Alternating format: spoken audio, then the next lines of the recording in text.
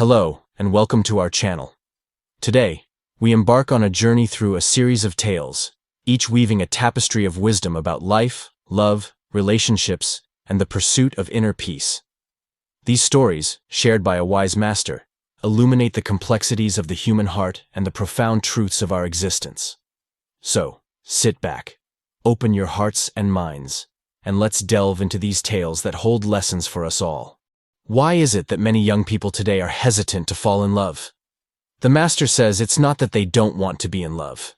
It's that they don't want to be in a love that leads nowhere. They are afraid of shedding tears, afraid of being left halfway through the journey, and even more afraid of giving their whole heart only to find that it's undervalued. So, they would rather leave the page blank than fill it with the wrong answers. But what if this leads to loneliness? What should one do then? The master advises not to settle for just anyone if you haven't met the right person yet. You shouldn't go grocery shopping when you're hungry, as you might end up buying things you don't really like. Similarly, you shouldn't start a relationship just because you feel lonely, as you might end up with the wrong person. It's better to have a clean, clear sense of self than to be in a relationship filled with doubts and fears.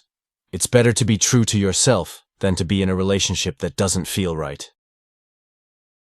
What happens to someone who is utterly disillusioned with love? The master says they might suddenly fall in love with making money. Why is that? Well, before, they were in love with a person, but now, does this mean they've become materialistic? The master explains that it's because they desperately need a sense of security. There are people who lose in love because they expect nothing but kindness. It's not that they are cheap or easily deceived.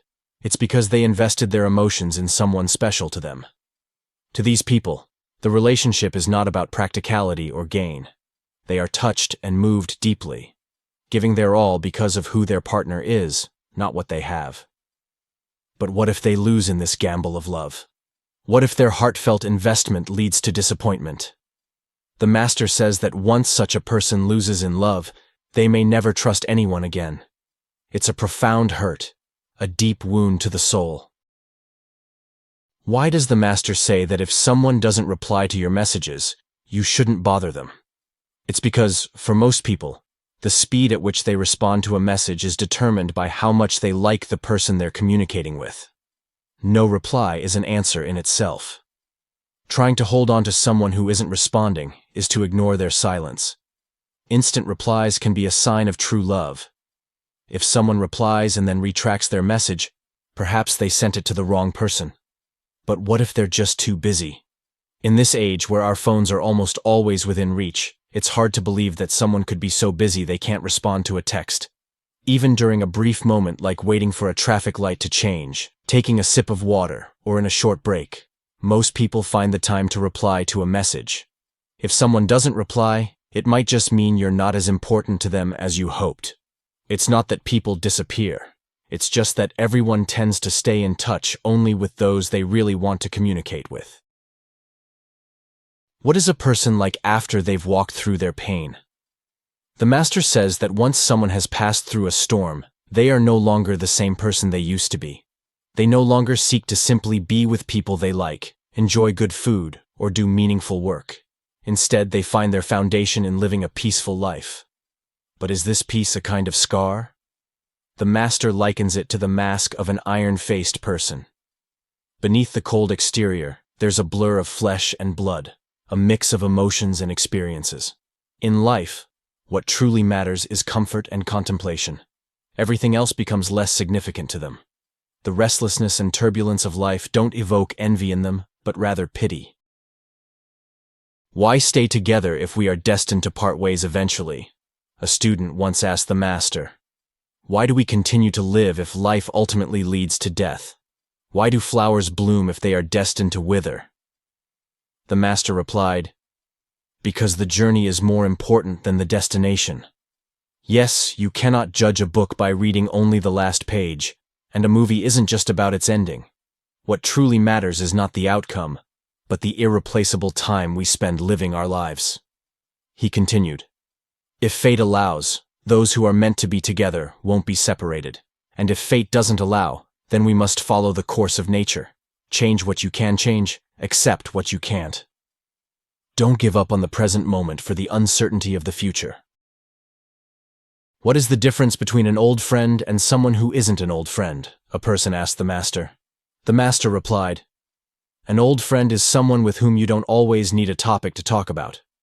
When you're with an old friend, even if there are a few minutes of silence, sitting together can still feel very comfortable. But if you're sitting with someone and after a while you feel the need to find something to talk about, your mind is racing to come up with a topic, then that person is probably not your old friend. Why is that? The person asked. The master explained. Old friends are not necessarily those with whom you discuss important matters. They are the ones you can talk nonsense with. Talking nonsense is what old friends do best.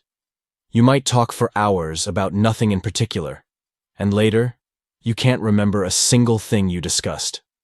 Such relationships don't need constant contact, but they are very strong. What should you do if you already have a partner but then meet someone you like more? The master says that choosing who to be with in life is like picking shells on the beach. You know that on this vast beach, there might be shells more beautiful, more appealing. But life is so short. Once you have found your unique shell, the one that belongs to you, it's best to leave the rest for others. But what if I regret missing out on the other shells? Someone asked. The master explained. You might think another girl is interesting and fresh, but don't forget, in another man's eyes, she's also interesting and fresh.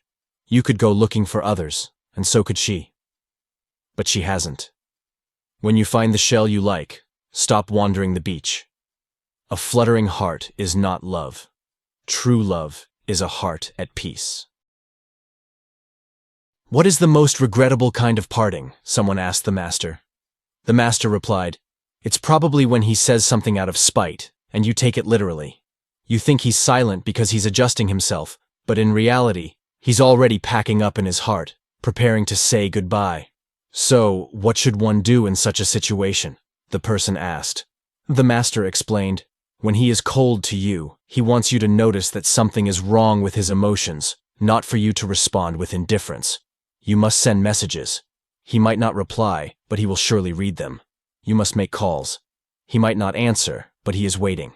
As long as he is still willing to interact with you, no matter how coldly, it means he doesn't want to end things. Harsh words are never the end. It's the silence that signifies the end. What is the cheapest thing in the world? Someone asked the master. The master replied, perhaps it is the act of giving without expecting anything in return. It's the poor, sincere heart and the unsuccessful tenderness. You always consider him, speak well of him, make excuses for him, and look for every piece of evidence that he loves you. But if he truly cared about you, you wouldn't need to do all these things. Why is it so? The person asked. The master explained, your relationship has been unequal from the start. The one who is loved more is naturally fearless and takes things for granted. The more you open your heart and treat the other person well, the less likely they are to even give you a bit of sweetness in return. This is how it often goes in matters of the heart. He understands you the most, yet he is the one who takes you for granted the most. Thank you for joining me on this journey through these 9 enlightening tales. Each story, like a beacon of light, guides us through the often turbulent seas of life and relationships. We've learned about the value of true love, the importance of genuine friendship, the courage in facing heartbreak, and the strength found in inner peace. Remember, each step we take, each decision we make, shapes not only our journey, but also who we are. Carry with you the wisdom from these tales. Let them be your guide in times of doubt and your comfort in moments of solitude. May you find the courage to face the storms, the strength to choose the shells on your beach wisely, and the wisdom to cherish the simple, yet profound moments of life. If the stories has touched your heart, please share it with a friend who might need to hear it. Like and subscribe for more wisdom. Thank you for joining us today, and may peace and wisdom be your companions on this beautiful journey of life.